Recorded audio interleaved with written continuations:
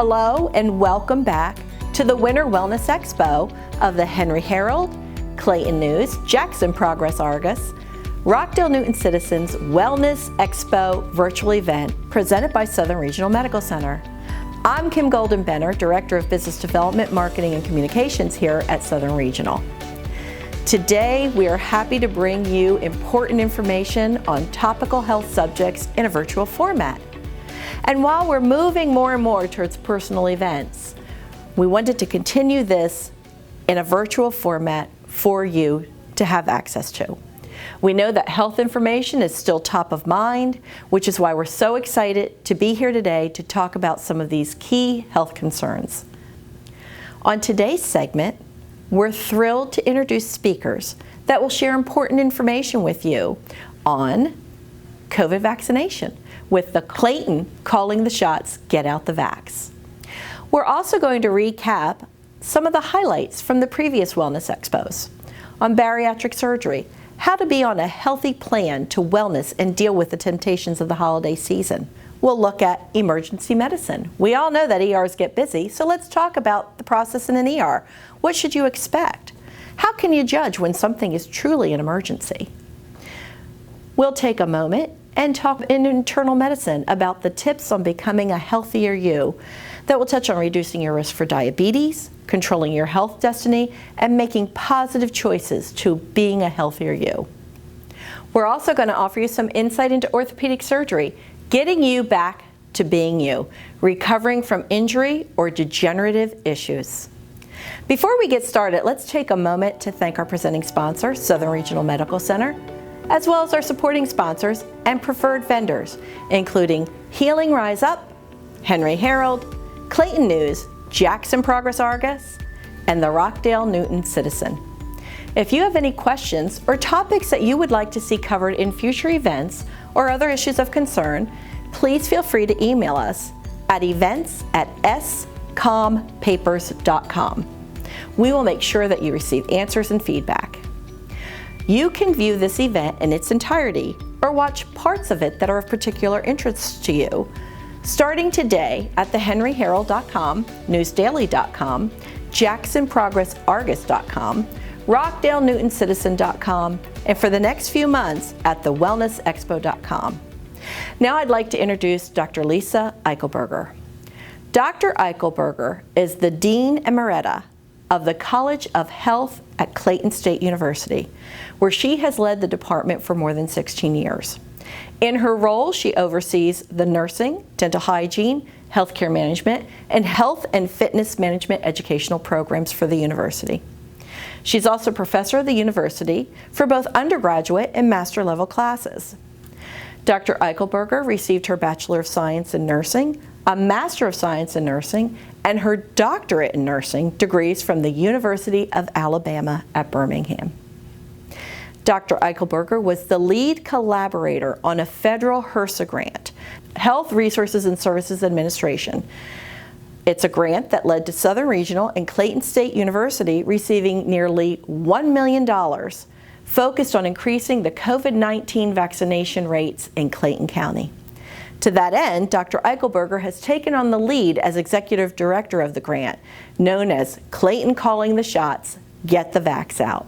She and her grant team are coordinating the collective resources and services of Southern Regional's leadership members, Clayton State University, Clayton County Health District, Clayton County Fire and Emergency Services, Clayton County Public Schools, the Clayton County Chamber of Commerce, Clayton County Association of Christian Ministries, Clayton County Senior Services, Clayton County Board of Health Comprehensive Facility, and many local clinics.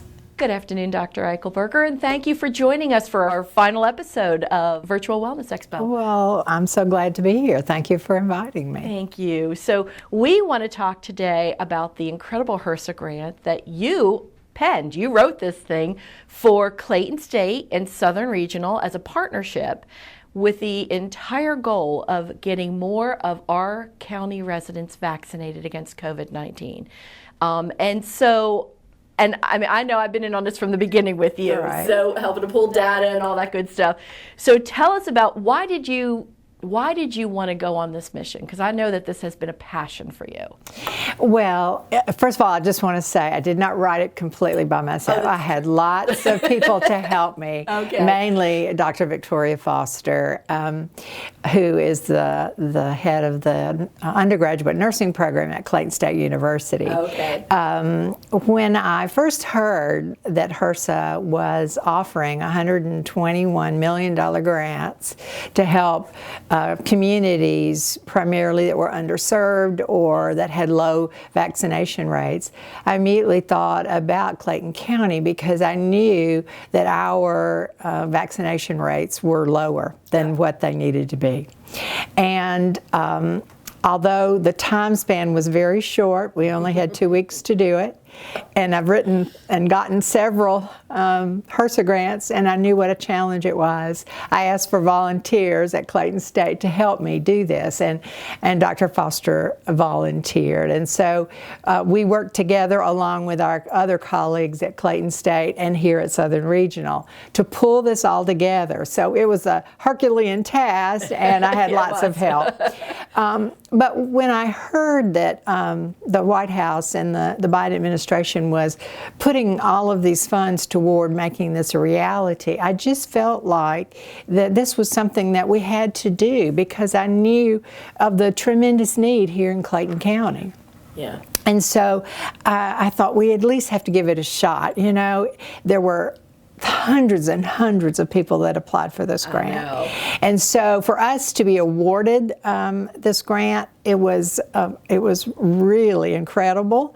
So I feel very blessed and we should feel very blessed and honored that we were chosen for this, that Southern Regional was chosen for this. And it's nearly a $1 million grant for this initiative. It's $995,000. Right, and it covers your team that is going out. And so you have a team now that is going into the community. We do. And we're setting up, I know you're setting up pop-up vaccination sites. We're doing some here at the hospital. So we've done this month, I think it's November, we primarily are at the hospital, and then we're going into the holiday season. So how's your team going out about doing this? Right. We've hired community health workers, and these are individuals that are educated or have become educated about vaccine hesitancy, what makes people not want to get the vaccine, and then we have partners in the Clayton County school system and at Clayton State University, and so we've hired student navigators. We call them ambassadors, and these are in the high schools and in the college areas, and so they are getting geared up with education, information, to talk to their peers about why it's important for them to get vaccinated. Because when we look at the demographics of who are our greatest challenge. You know, we've done a really good job with the 65 and older. We have, yes. It's those younger people, the 18 to 39-year-olds. That's a really difficult area. And now with the approval of the children, we want to tackle that group as well. And so we've got the college-age students, our ambassadors, to target those because they're much more likely to listen to somebody that up here than they are somebody that looks like me.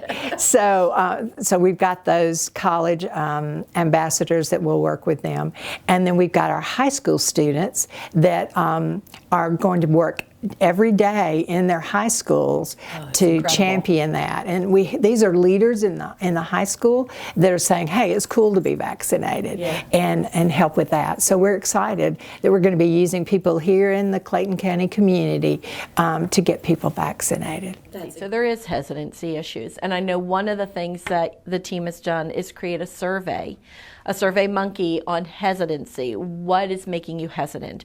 And I know even here at the hospital, we have some colleagues that we're talking to, and we're setting up discussion groups to talk about, you know, if you have family members, what would be a hesitancy issue with them? So how can somebody access that? I know I have it on our website, and I can post that out on Southern Regional social media, the survey, if anybody's interested in that. And I also know that do we have a website for the Get the Vax? Right, yeah. It's called ClaytonCallingTheShots.com. Okay, so that's all where spelled out. Okay, It's a long name. ClaytonCallingTheShots.com. That's where we want to direct people, because on there you can do the survey.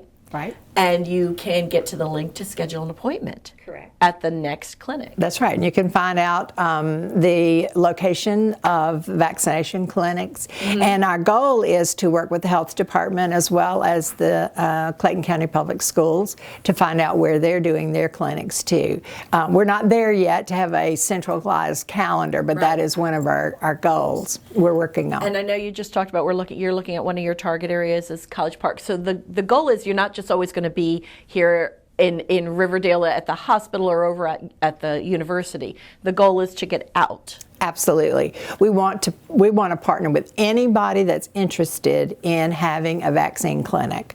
So all they need to do is to contact us at info at ClaytonCallingTheShots.com and say, hey, I'm interested in having a vaccine event at my organization, my business, my church. You know, the Clayton County Association of Christian Ministers are one of our partners. And so we're scheduling meetings to talk to them about how they would like for us to interact with their congregation.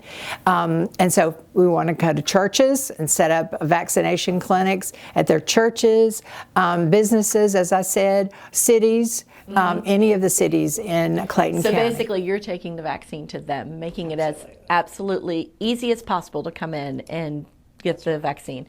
And I know now who's giving the vaccine, because I know that I love this part of it. Yeah. Well, we have registered nurses. I'm a registered nurse. Yeah. We have another registered nurse that's staff on our grant. But our biggest partner on the grant, other than Southern Regional, is Clayton State University School of Nursing. And so we have their nursing faculty and their nursing students that are scheduling and working with us, and they're actually giving the vaccines themselves. I know, I see your students here on our vaccine days, and it's so fun to see them. Because they're so excited to be, and I think how wonderful, how great is it for them to be in school during a pandemic. I mean, that's something they're going to tell their children about, and their children's children. Yeah, and then they're out there, talking the talk and walking the walk. Absolutely. And trying to do what we can. So what is something that people should know? Is there a tidbit or information that you want, or myth or something that you'd like to make sure people understand? Because I know about you that you were actually on one of the trial. That's right.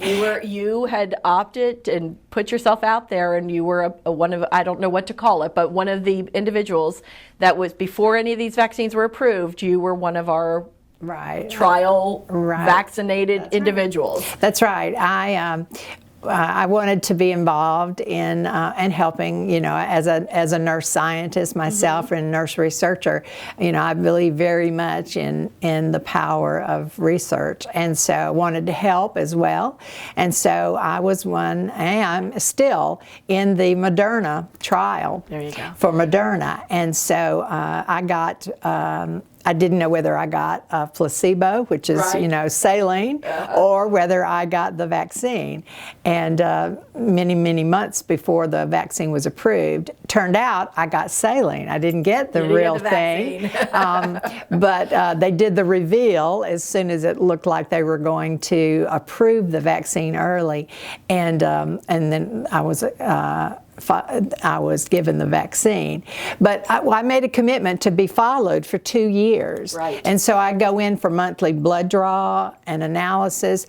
Anytime, and I have a diary that I have to keep, anytime I get a cold, any change in my health history at all, log it in. I have to log it. And then they all come down on me and they say, what happened? Who did you see? Did you go to a doctor, a practitioner? They get all of my health records and thoroughly investigate it to make sure that it's not related in any way to the vaccine. Which has given me even more confidence in this whole vaccine process. Right. And now that the boosters are out, they have ended the first trial that I was in, and now I'm enrolled in the Moderna booster trial. which is not going to go on for another 2 years, Well, they've assured me. But they're following, the antibodies in my blood and all of the other information that my blood holds about the effect of the vaccine.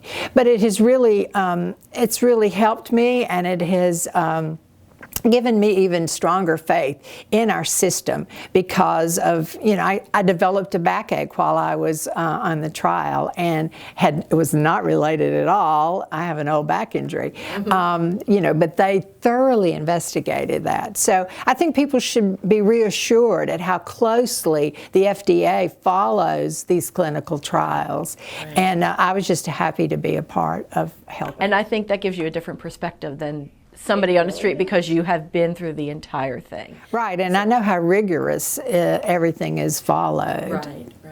Any parting words you'd like to add about what's going on with the vaccine? Where should people look for where your pop-ups are going to be and your clinics and all that? I know I post it out when it's here at Southern Regional. Right. But it's not always here. So we go to the callingtheshots.com. Right, okay. ClaytonCallingTheShots.com. And we also are going to be working with our local newspaper, the Clayton News, and other social media through Instagram, Twitter, and other social media outlets as well. So we encourage everyone. Yes, but I guess my final parting words to those is that please make sure, if you are concerned, if you have any concerns, be really cautious about where you're getting your information. There has been so much misinformation about the vaccines and about COVID as well. As a professor, college professor, and a researcher, that's one of the things we always do is we verify our sources, and we look at how credible is the source of your information. Exactly. And so anytime you hear something, you always go and check to see where is that coming from, before you believe something. Or go down that rabbit hole. Absolutely. Yep. And so when you hear things, always make sure that it's from a credible source, because this is your life you're talking about. And we've of course been very disappointed at how so many people have really bought into the myths and outright, lies about the vaccine, because it is the best way that we're going to get rid of this pandemic. Masks and hand washing help, but the only way to squelch this, it's like the flu shot. Get your annual flu shot.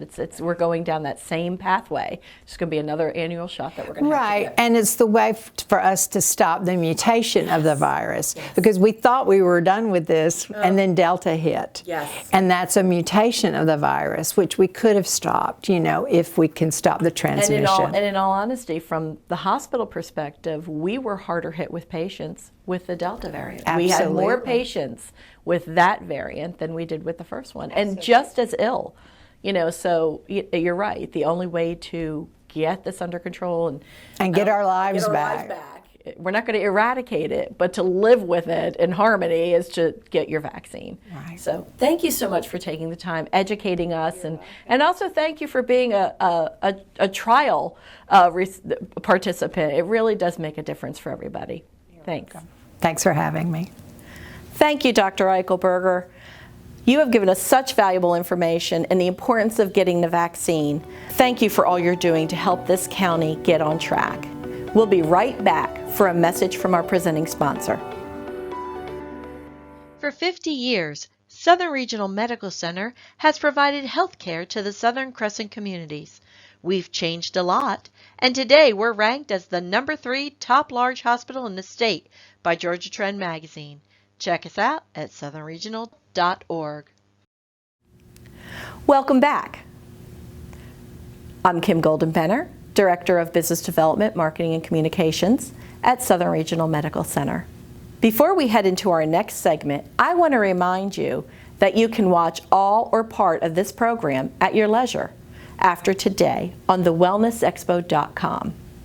We have had a great year bringing the Wellness Expo to our community, and I hope you have had fun and have found this information helpful. why don't we share some of the highlights from the past year of the Wellness Expo? Well, Dr. Saratoff, thank you so much for being here today with us. And I know you're one of our great ER physicians. You're in the emergency room many days during the week. There's often a wait in the ER. And just because you're in the waiting room doesn't mean that you've seen the 10 to 20 ambulances that have come in through the back door with critical patients.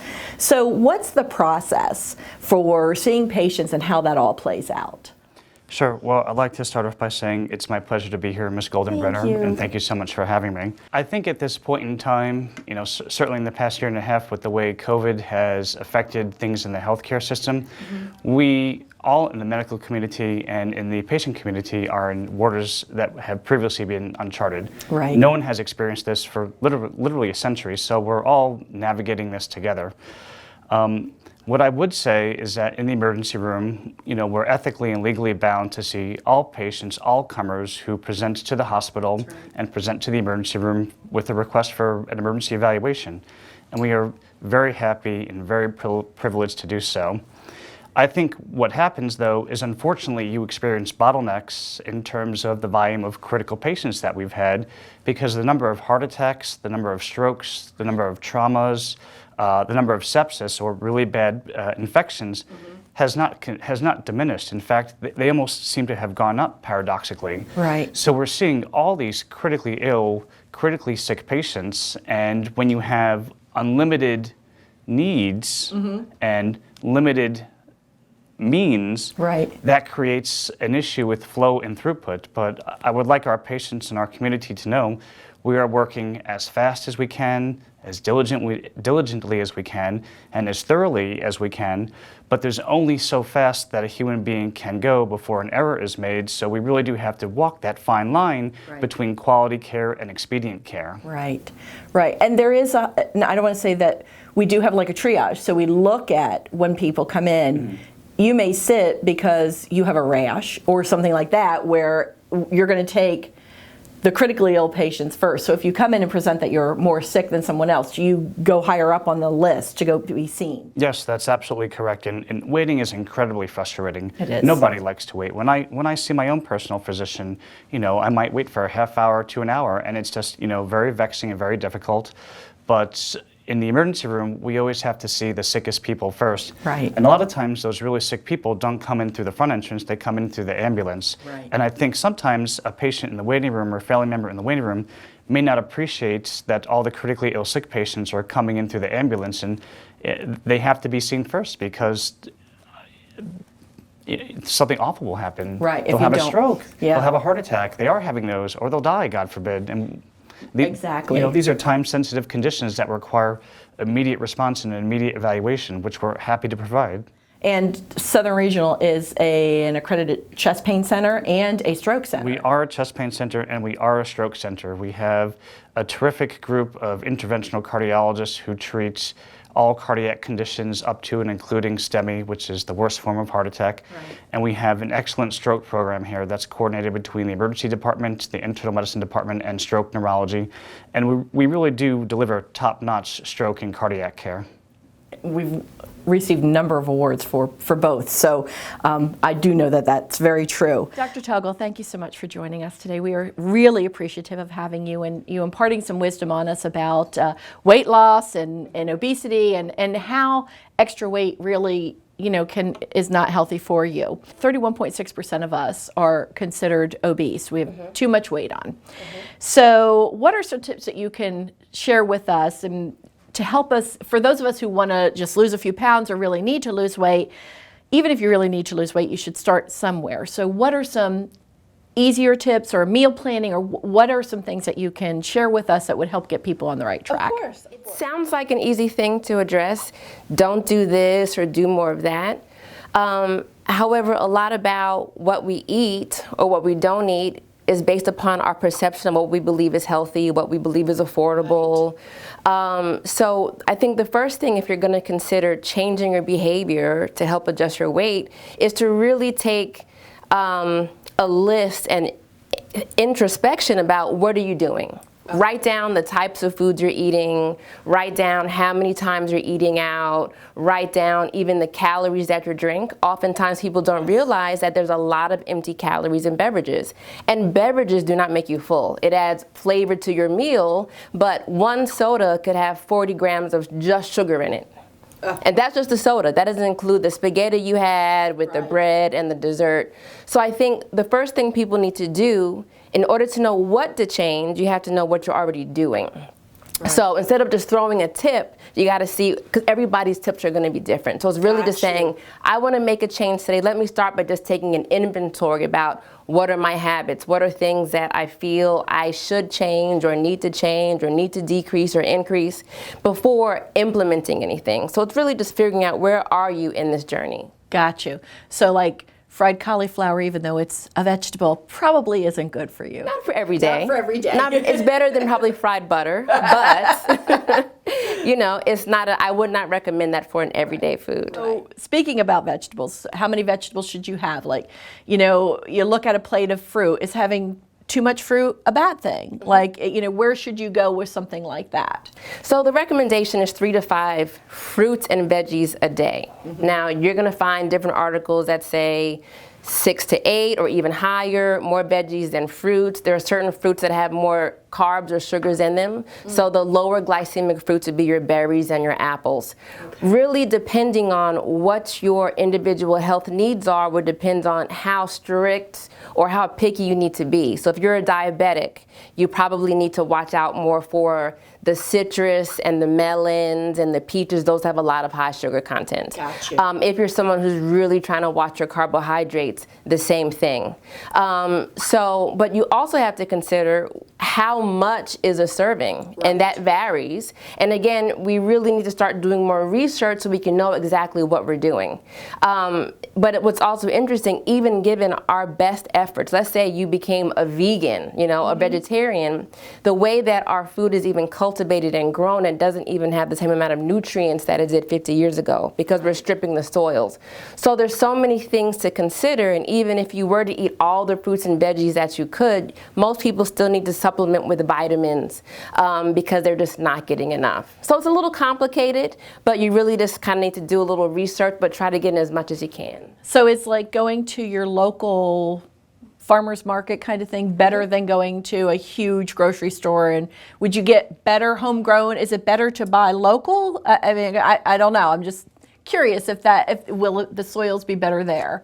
Probably not. Okay, so it's still the same thing. And it depends on access also. Okay. So once you're getting into like the amount an individual can eat, it's probably not going to make a difference. Now we're talking about, oh, I'm a wholesaler and I have bushels of it, possibly. But unless, you know, you are doing from this dedicated farm where you know that their produce is superior, just get some veggies in at this point. I mean, oftentimes it's, do I do frozen, canned, or can I afford something that's fresh that's going to go bad in 2 days?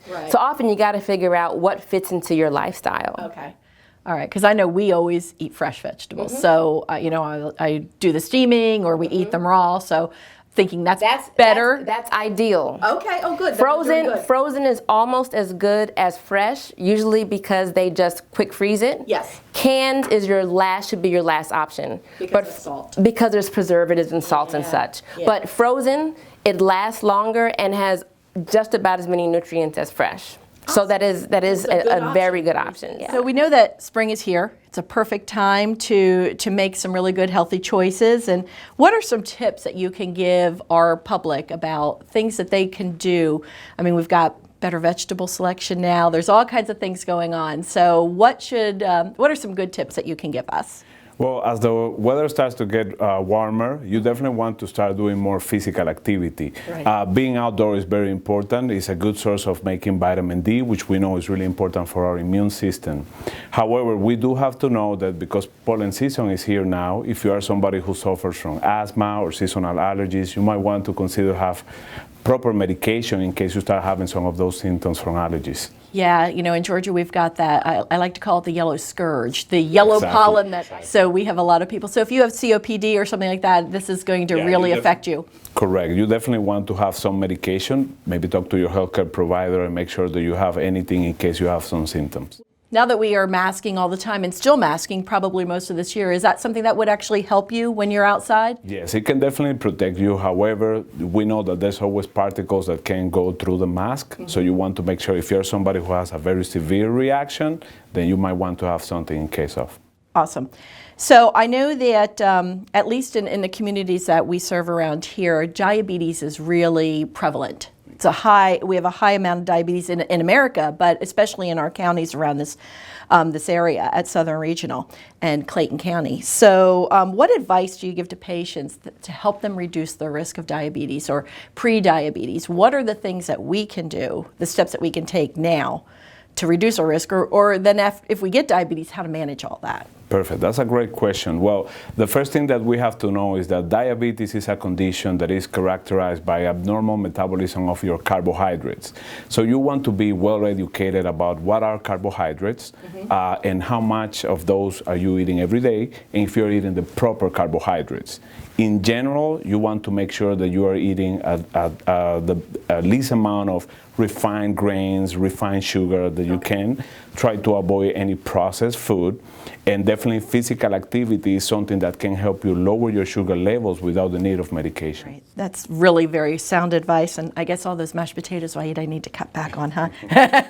We're seeing too much surgery these days, and it's the younger, I hate to say it because it sort of casts a shadow on these newer doctors that aren't paying attention to taking care of patients, and all they want to do is operate. Now, they're very good technically. Right. They're very, very profound, good surgeons, but not everything has to be operated on. Right. Because medicine is an inexact science. Right. It's imprecise, it's inaccurate, it's like that. It's the best guess. Yeah, it's exactly. It's probabilities. Guess. It is is. Probabilities. It is. You look at the X-ray, you look at it, and the best guess is that this is what the best course of action. It really is, and it's because we're dealing with human beings and not machines. And it's unique to each individual, because you know, as I told you, my husband, who is very athletic, very fit, had a lot of back pain, and when we went to have the back looked at, it turned out it really was his hip was bone on bone. So he had to have his hip replaced. Yeah. So, you know, he didn't realize where the pain was stemming from until we got everything checked, and then it was like, oh, okay. And you know, and then of course with orthopedic surgery, I would think almost every time comes rehabilitation. Yep. So, and rehab is a critical part. And it's so critical. It's so critical that I tell patients all the time, it's not what I do that matters. It's what you do that matters. And the patients that sit on their behind and don't do what we tell them to do, and blatantly disregard the information we've given them and the advice we've told them and the exercises we've told them to do, they don't get as good a result. Exactly. None of them do. Sometimes very good average patients that are in good shape, like your husband, if they don't follow all the rules, they can somehow sneak by and they still do all right. But the recovery always depends. All you got to do is ask Tiger Woods. Okay, I mean, he spent he's poor guy's probably not going to make it back from this most recent injury, but he will tell you it's all about training. It's all about the recovery process and what you do. You know, look at Tom Brady with the Buccaneers now. What he did after his surgery, he had two surgeries, because he had one ACL that was torn and it got infected, and he had to have it redone, and he'll tell you right now all about the training you have to put into it, and you have to be compliant. Compliant is the key word. The key. If you're not compliant, then your results are not going to be as good as the next guy. Exactly. So, and here we have a rehab. We have a great rehab department here, inpatient and outpatient. So it really does make for a nice, smooth transition. I know you've been here before on the Expo, but we wanted to talk about, you know, we're going into the holiday season. It's the food eating season as far as I'm concerned. You know, we've got Thanksgiving coming up and all the Christmas and Hanukkah and Kwanzaa. We have all the holidays coming up. They're around the corner, and New Year's. So we tend to enjoy this time of year. So I thought it would be a good time for us to talk about what are some things we should do? What should we look at? Because we do want to stay healthy. We do want to keep on a wellness track throughout everything. And, you know, we're just coming out of this pandemic where we've all been a little bit less active than normal. And it's taken a toll on us. It has. I see it all the time. Yep. So there's an acronym that I kind of thought of because a lot of times doing weight loss surgery, I get a lot of people where food is the center of their, I wouldn't say existence, but a lot of things are focused around food. Good, bad, or indifferent. We're gonna Exactly, you know, and they want to make a change, but it's difficult for them to articulate where to start. So I often say you can't let life happen to you. You have to live life on purpose, right? So I broke down like, what does purpose mean, right? So the first P is plan. Same thing with going into the holidays. You can't go into it not prepared for what to expect, or else you're going to do what you've always been doing. So you have to say, okay, this is what I want to do. This is the portions I plan on eating. This is what we're going to cook. These are the healthier recipes that we're going to try. But you have to do that ahead of time. If you wait until the day of, the path of least resistance is always going to happen. And you're going to buy what you always buy, cook what you always cook, and eat what you always eat, right? Yep. So planning is super important. The you is literally means you. A lot of people want to wait for other people to push them, initiate. They make the change and you follow along. But at some point you say, if no one else changes around me and I want to do different and be different, I have to be the MVP of what I'm planning to do. Right. And kind of taking ownership of that. The R, like I said, comes to food, is represent. Your plate should represent all the food groups. So you have your protein, you have your starch, but really making sure you have a good amount of vegetables. And we're in the South, so a lot of our vegetables are not even as healthy as they should be because they're cooked in oils and fats and hog maws and feed and all type of stuff, which tastes delicious and it's not a felony or a crime. But again, if we're trying to do better and feel better, making healthier choices and alternatives. Right. But really trying to represent your plate in a very colorful, healthy way. It's a lot of fruits and vegetables, the oranges, the greens, and all that. The second P is to pause. So think about it, you know, before, let's say you make your plate, or before you even make your plate, say, okay, how much of this do I want? Instead of 2 spoons, I'm gonna do 1.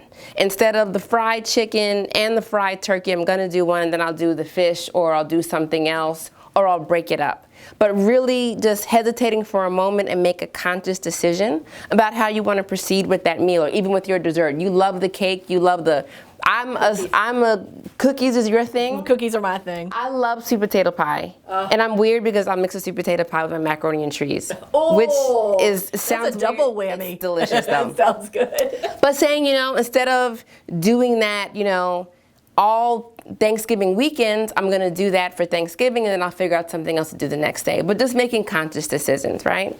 Optimize your health. We're in the pandemic still, and it's worse than ever. And we're gonna be in closed environments. We're gonna be around family and friends. Some may be vaccinated, some may not be vaccinated.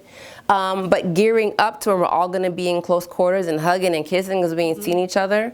Really making sure you're staying on top of your vitamins. So vitamin D has been shown to be a really, really important nutrient in terms of optimizing your immunity. So if you haven't checked it, check it in a while and see what it is, but definitely up supplement to prepare.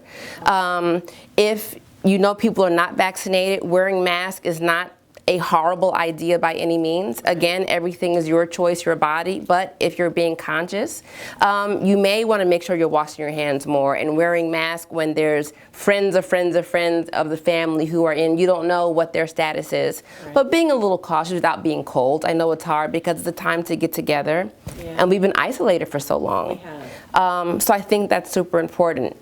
Probably more than usual because everything is so weird. Yeah. Sleep and immunity is like, they go hand in hand. So just in general, I think people underestimate the importance of it. And then when you're up all the time because you haven't seen your cousins or you're right. in so long, you stay up all night, but making sure that you get enough sleep just to kind of keep going. And we've also seen a connection between sleep deprivation and snacking. So like, let's say you haven't slept all day and you're up the next day and you want to keep socializing and talking. People munch and chew because they're tired. So you're gonna snack more. Exactly. It's like a desk job where you have, you know, your coffee and cream with a splash of caffeine. Right. Or you have your cookie. It's to stimulate yourself so that you can stay awake. And the last thing is exercise. People don't understand the importance of it. A body in motion stays in motion. After eating, everybody take a walk outside. One, it'll kind of air everything out, but it'll keep you moving. And it's little things. You don't have to do a whole bunch of lifting weights, but being active. Don't sit at the table for too long.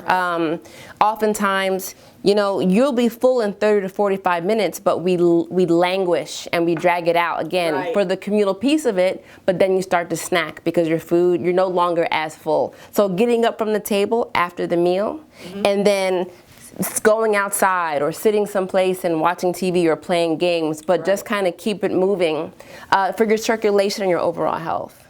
Those are good. That's really good. I like that purpose.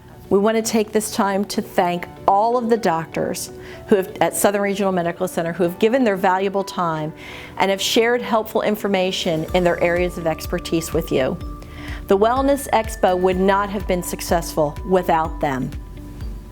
I'd also like to take a minute to thank the folks making today's presentations possible, including our presenting sponsor, Southern Regional Medical Center, as well as our supporting sponsors and our preferred vendors, including Healing Rise Up, Henry Herald, Clayton News, Jackson Progress Argus, and Rockdale Newton Citizen. We offer comprehensive surgical services ranging from general surgery to orthopedics, and our surgeons are skilled at minimally invasive options that reduce healing time and get you back to being you quicker. Check us out at southernregional.org. At Southern Regional Center for Healthy Weight, it's not just about the weight you lose, it's about the life you gain. If you struggle with weight issues, our center's comprehensive weight loss program may be the option for you. Check us out at southernregional.org. Well, what a great journey this has been. Southern Regional did this year for our 50th anniversary. We wanted to do something special for our community. So we thank all of you, and we thank our community for all of your support in helping us in our 50 years and being part of Southern Regional Medical Center. It has meant a lot to us that you have joined us through this year. You can view this event in its entirety or watch particular areas of interest starting today at henryherald.com, newsdaily.com, Jackson Progress Argus, rockdalenewtoncitizen.com, and over the next few months on thewellnessexpo.com. For information on sponsorship, please contact Marianne Holland, 816-489-8742, or email marianneholland@henryherald.com. Thank you all again. Keep healthy, and Clayton get vaxxed. Have a wonderful rest of your year.